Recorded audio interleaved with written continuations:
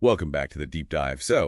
Today we're wading right into the storm. Yeah, that storm of notifications, headlines, opinions, it's everywhere. Exactly. We're doing a deep dive into the noise and the void. hmm Basically, how do you think clearly when the world just never shuts up? And our mission really is to get underneath all that. Look at the psychology of being constantly stimulated, but also, the philosophy of solitude. To find that quiet voice. That small, quiet voice, yeah. The one that gets drowned out by all the chaos, but might actually have something important to say. Okay, so jumping right in, Mhm. what really hit me from the source material was how deliberate this all feels. Oh, absolutely. We think about rare resources like oil or whatever, Yeah. but the sources are clear.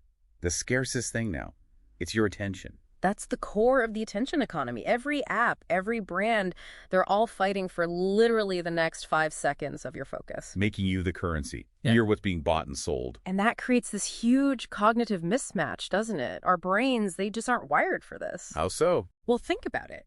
We evolved when information was rare. Like, survival depended on noticing that one thing. A rustle in the bushes meant something important. Exactly. Now, we're flooded. The amount of data you might process in a single day, it's more than someone in the Middle Ages saw in their entire life. Wow.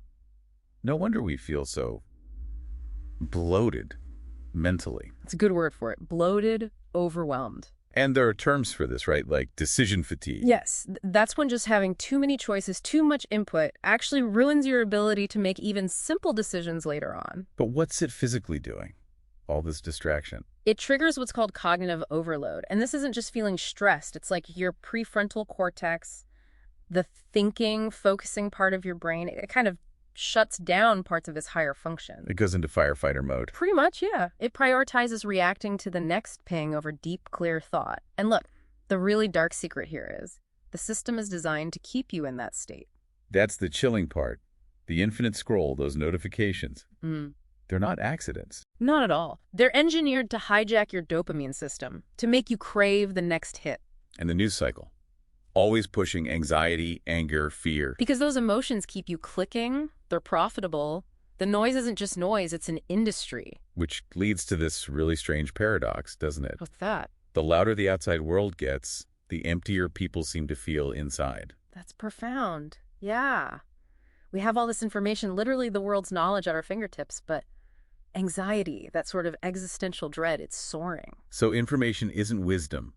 Noise isn't meaning. Right. And people are trying to escape that emptiness, the kind thinkers like Sartre and Camus talked about, by diving deeper into the very screens and stimulation that are actually, well, feeding the void. Okay, so if constant stimulation is the problem, is the answer just silence? Stopping the input? Essentially, yes. When you stop feeding the brain constant new stuff, it doesn't just switch off. It activates something called the default mode network. That's the daydreaming state. Yeah. It's like when you get ideas in the shower. Exactly like that. It's where your brain makes connections, where insights bubble up. Think about Newton, Einstein. Major breakthroughs often came during periods of quiet, sustained thought. Solitude is where clarity can actually begin. That makes sense.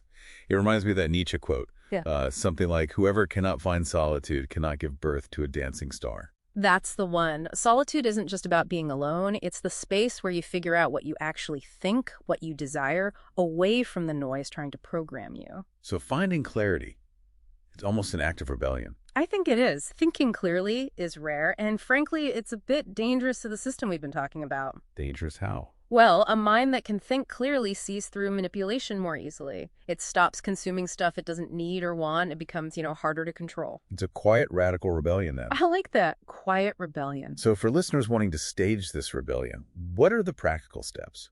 The sources must offer some advice. They do.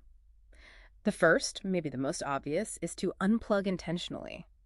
Find pockets of silence in your day, even small ones. And then there's the really hard one. Letting yourself be bored. Yeah. Doing nothing. Resisting the urge to immediately fill the space with your phone. That boredom is crucial. It's like the mind resetting. Also, learning the difference between solitude, which you choose, and is restorative, and isolation, which is imposed and damaging. That distinction is key. Solitude versus isolation.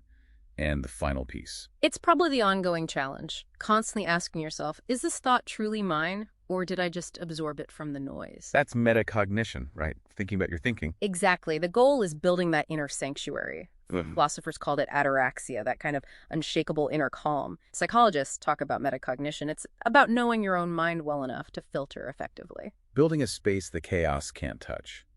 Because, let's face it, the world isn't going to magically get quieter for you. Probably not, but you absolutely can build that inner quiet. A space where clarity lives. And always remember this. The noise screams for your attention constantly, but clarity, it whispers. You have to get quiet enough to actually hear it.